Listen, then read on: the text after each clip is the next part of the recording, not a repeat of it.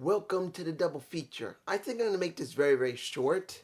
I'm not going to give you a blow by blow what happened. I will give you my impressions of what happened on Smackdown and Rampage. One, there wasn't a lot here. Yes, there were good matches here, but it really is a winding down of this month going into the next one where they'll start ramping things back up for Royal Rumble. That's how it's going to work.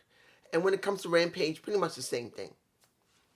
But let's do SmackDown first. I'm going to make this very, very brief. The opening. I was alright with it, seeing Sam. Well, the opening when it comes to Roman setting up Sammy was good. He makes it very clear that Sammy is the center point here. He makes it clear that Sammy is irritated. He makes it important that when the next week comes, when they have their match, that is very important. And this is a setup for that. Sammy talked well, making it very clear he's sick and tired of Kevin. And that he brought in Roman's reign, the nemesis of the tribal chief he was on display when you saw his vid pack. Look, I like a John Cena. That's the deal. I've always liked John.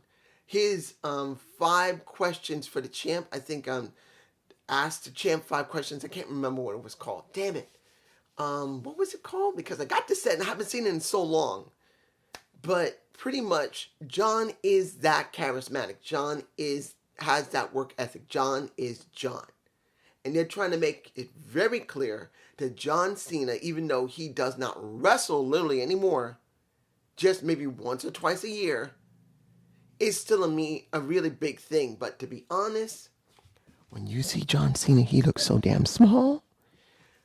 This is John Cena now. Little. This is John Cena when he was big. You can see the difference between a smaller, compact John Cena compared to a big, bulky John Cena. He just looks different. Does it mean he's going to work different in the ring? I don't know. I barely see him wrestle much. And whenever we have seen it, he has still managed to keep the same style, but he's not the same John anymore. He's not a big cock diesel full of like this. He's like The Rock. The Rock is not The Rock anymore. The Rock is Dwayne Johnson. Whenever he wrestles like Dwayne Johnson, not The Rock. So them trying to hype this up is the key of it. Trying to make John important. And the vid pack. Like I said, he did his vid pack. John Cena, they showed scenes when he was young, scenes when he was doing Make-A-Wish, scenes when he was doing absolutely everything, balls to the wall. I'll give it to John in this respect. He's done Make-A-Wish more than anybody. It doesn't matter what actor, what woman, what man, what sports, what other wrestler has done Make-A-Wish. He's been the one who's done it the most. I will give him respect for that. And is he a glorified Hall of Famer? Hell yeah, he is. Whether you like him or not. But I will say this, knowing that he doesn't wrestle anymore, that he doesn't really look like a wrestler anymore. He looks like a smaller, muscled out guy, not a professional wrestler. It feels almost like a stretch. Now, mind you, he's going to be probably doing something next year. Maybe at, maybe SummerSlam, maybe at WrestleMania. Hard to say when it comes to his work schedule when he's doing his movies or TV shows or whatever. But we'll see him next year. But there you go. Now, the match.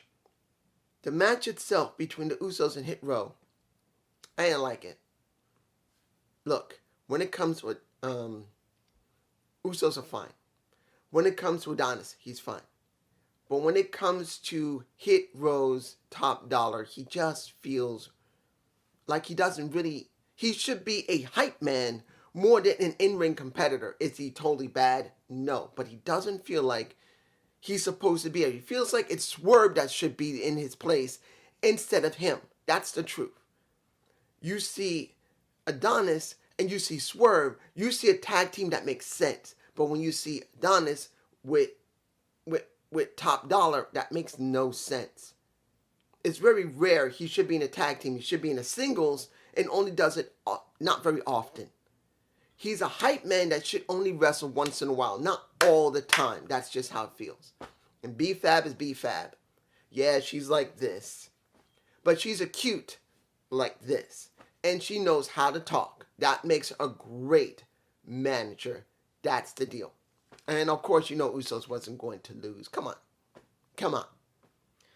But it was kind of sad to see, honestly, to see Top Dollar in that ring with the Usos. The Usos had to work hard to make her look like something. I'm just saying. The gauntlet. Do I believe it was wise to let Raquel Rodriguez win? They've been building a story up about her being elbow broken. They made the story that she has lost her friend. They made the story all about her. I'm not saying it's going to work. I'm not going to say it won't work. I'm just saying it's going to depend how they book it next week. I believe that's when the match is supposed to happen. When it shouldn't, they should leave it. But who else does Ronda have to work with? This is my impressions of Ronda. Boring. Because there's only one person that she should deal with.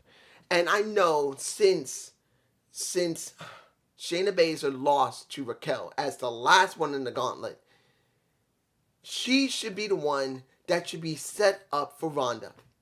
She should be the one that should be dealing with Ronda. She shouldn't be a friend anymore. She should be the one that's set up for Royal Rumble. That's what I think should have already happened. They should have already, maybe they're going to. I could be wrong. But if they do, that is a short program that's rushed. But that's just me. It should be Shayna Baszler versus Ronda Rousey. That's the way it should be. Unless they're trying to build this for WrestleMania. It just feels like there's no one left for her to deal with. And it's boring. I'm sorry. Now, what did we get with this Miracle? I should be more clear. Miracle on 34th Street fight. Average. Not saying that's a bad average, but I'm talking about, look, this is a street fight with two sets of guys. It's the way it is always. And honestly, I've seen it so many times, I don't really want to see it anymore. I wish they would retire the Miracle on 34th Street fight. I think it's time to retire it. I just don't care about it. It's not about the gimmick itself. It's just that the way that the gimmick has been used has been so lackluster. Look, if there's a once a year type of match, you're supposed to make the people that go into that match mean something. Yes, New Day came out and nut-shotted Imperium. Yes. And the ballerina, I haven't forgotten her. Doing a twirl, going away, and then New Day comes out and does the nut shots. But this is supposed to mean something special. Shouldn't they build this up to mean something special? They don't. It feels empty. So I'd rather see the thing go away now for at least a little while. Take it away for a couple of years and then bring it back to make it mean something, to be relevant. Because as it stands now, you just throw it out there as a gimmick with no real story to go behind it, where there should be something. Now, many people would say, no, this is a gimmick match. It's just meant to be a gimmick. Well, guess what? It used to mean something. The gimmick match has been used effectively, with something behind it, meaningful, when it was booked correctly. It has been booked for so long, I want it gone. Now, Ray versus Angel. I'm just going to say this. Ray wins, but it doesn't really feel like they shouldn't even done it. Because where's the story? The story is supposed to be about Killer Kross, Karrion Kross, and Ray. Trying to tell Ray, you're done. You're too old. Let it go. And then you see Los Lotharios. And they're just an afterthought. You change them from faces to heel to try and make them mean something. But in the end, it's obvious they jobbed them out to Ray. And you shouldn't be jobbing them out to Ray. They're supposed to be a meaningful tag team. They're supposed to be with two really good luchadors. And they don't feel like anything. They just feel, nah. That's just me. Now, Rampage. I'm not going to be able to say this entire thing and remember all of it.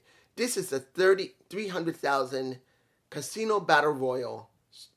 That's what this is. $300,000 to the trios 300,000 casino battle royal. That's what this is. Was it a good match? You got a lot of people in to make it one big smudge. Not bad. Wasn't bad. It wasn't good. It was there. But you're telling me that you decided to let Top Flight and AR Fox win the damn match. And yes, the last person there was Claudio, which really did help Top Flight because AR Fox was already eliminated earlier. But really, you're letting AR Fox, someone who's coming here who pretty much should not be there, not because he's not good. It's the point that you got so many people on your damn roster that's supposedly from RH and from AEW. And where's Miro? He's home because they got no story for him. Why do you bring in more people? Now, mind you, and Action Andretti, AR Fox. I'm not saying they're not decent wrestlers that could be built into something. But as it stands, as I said before, you got RH that's going to go on Honor Club. And the problem I see here is seeing that that's going to Honor Club. I actually said this in my best matches of 2022. That will be next week. I filmed it. I haven't edited it yet. It will be released maybe Monday or Tuesday of next week. I don't know when. I just got to have the time to edit it. But I said this in that video that with RH going on, Honor Club, you got to pay $10 just to see it with another 40 or 50 just to see the pay-per-view. Before that, you got so many people on the roster that is supposed to have been split. They don't feel like anything. I'm just saying, I don't know why you went to Top Flight. I don't know why you did AR Fox. It could have been someone else. Hell, Butcher and Blade should have won it with their partner. I would have rather seen Butcher and Blade win than Top Flight and AR Fox. At least they've been there from practically the very beginning. Guys, the Butcher and Blade, whether you like Butcher and Blade at all with the bunny, they have been on the damn roster from the damn beginning. Literally went almost practically from the very beginning. I even think before AEW was done, they actually did work it. Now, I think they did one of the pay-per-views that the Bucks and Kenny had done. I think they did, at least one. I could be wrong. But they've been there practically almost the entire time. Maybe a couple of months after AEW opened its doors. It took a little time for them to get there. But eventually they did. They've been there that long. When you let them win the $300K? I'm just saying. Now, yes, I could say something about what happened with Moxley and Paige, but I'm leaving it. Even though they did have that nice fight. Hopefully Moxley didn't hurt himself because we didn't see him after he did that dive off the top turn rope to dive onto the staff as well as the Hangman. I'm hoping he's alright.